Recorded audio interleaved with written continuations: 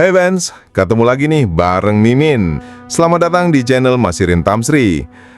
Nepal, negara dengan beragam ritual, di mana hampir setiap komunitas mempraktekkan berbagai jenis ritual, dan tak satupun musim tanpa upacara ritual. Nepal adalah negara yang unik dan dapat disebut sebagai museum ritual, tempat berbagai praktik ritual kuno masih ada. Ritual-ritual tersebut didasarkan pada mitos, praktik spiritual, dan agama. Sebelum kita kulik lebih jauh, buat kamu yang belum subscribe channel ini agar buruan tekan tombol subscribe ya fans, agar Mimin bisa makin berkembang. Oke, kita lanjut lagi ya fans. Ada banyak ritual di berbagai komunitas di Nepal yang berkaitan dengan anak perempuan. Mari kita bahas ritual paling terkenal di Nepal, ritual Dewi Kumari yang masih hidup. Ritual ini dipraktikkan di komunitas Newari. Kumari adalah gadis perawan Prabu Pertas. Ritual ini dianggap sebagai tradisi kekuasaan, kemegahan, dan kecantikan. Gadis yang dihiasi ornamen berat dan berdahi merah ini dipuja sebagai inkarnasi Dewi Taleju. Ia diberikan berbagai fasilitas, bahkan pendidikannya di dalam Kumarigar tempat tinggalnya, dan tidak diizinkan keluar rumah. Ada banyak ritual lain dalam budaya Newari untuk para gadis. Adalah jenis upacara di mana gadis menikah dengan buah bernama bael atau apel kayu, simbol Dewa Wisnu. Wedeh, apel kayu. Duh, ada-ada saja fans. Para gadis terlihat sangat cantik dalam balutan gaun pengantin merah dengan ornamen-ornamen indah. Ritual lainnya adalah upacara Bahra. Upacara ini berlangsung selama 12 hari dan diikuti oleh gadis-gadis berusia 7 hingga 13 tahun. Upacara ini dinikahkan dengan matahari. Para gadis berpakaian seperti pengantin wanita pada saat pernikahan mereka. Upacara ini juga dikenal sebagai pernikahan kedua para gadis, karena yang pertama adalah Ihi. Upacara ini dirayakan setelah menstruasi pertama mereka. Ritual-ritual ini menandakan kedewasaan seorang gadis. Upacara-upacara ini dirayakan dalam waktu singkat, dan masyarakat Newari menganggap ini hal yang wajib dilakukan.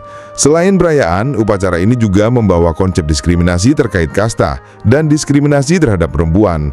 Dewi Pratah di wilayah paling barat Nepal menciptakan masalah bagi para gadis atas nama budaya dan agama. Ritual ini dipraktikkan dengan mempersembahkan anak perempuan ke kuil dan meninggalkan mereka untuk hidup bersama Tuhan. Gadis-gadis Deuki cenderung menjadi Deuki, baik karena orang tua mereka mempersembahkan mereka ke kuil dengan harapan mendapatkan perlindungan dan kebaikan dari Tuhan, atau menjual putri mereka ke pasangan yang lebih kaya yang menginginkan persetujuan yang sama. Duh, kok gitu sih? Apa nggak kasihan sama anaknya? Hal ini merupakan masalah harga diri dan status bagi orang-orang yang melakukan skarifikasi. Mungkin para leluhur telah melakukan hal-hal semacam itu untuk kesejahteraan, tetapi sekarang praktik-praktik semacam itu telah menyebabkan para gadis berakhir dengan prostitusi. Nah tuh kan, Mimin juga nggak setuju kalau yang ini. Beberapa ritual sangat menarik untuk ditonton dan dirayakan, sementara yang lain sangat mengecewakan. Demikian pula, Chau Padibrata di wilayah tengah atau barat Nepal telah menghukum para gadis bahkan untuk proses menstruasi alami. Kok bisa malah dihukum ya? Aneh juga ya fans. Para wanita dipaksa tinggal di gubuk lumpur, terpisah sepenuhnya dari rumah atau ratusan meter dahunya. Saat seorang wanita membutuhkan lebih banyak nutrisi dan perhatian, ia dihadapkan pada kondisi terburuk antara kandang sapi yang kotor, malnutrisi, dan infeksi. Bahkan wanita yang baru saja melahirkan pun dikategorikan sebagai kaum tak tertentu.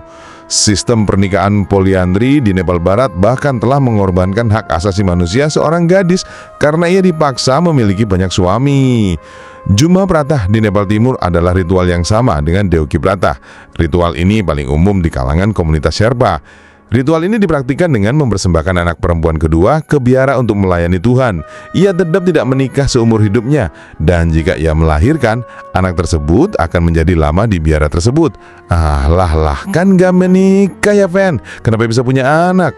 Mimin curiga nih ada udang di balik gimbal. Anak yang dipersembahkan ke biara dirampas kasih sayang orang tuanya dan dipaksa untuk membunuh hasrat dan impiannya.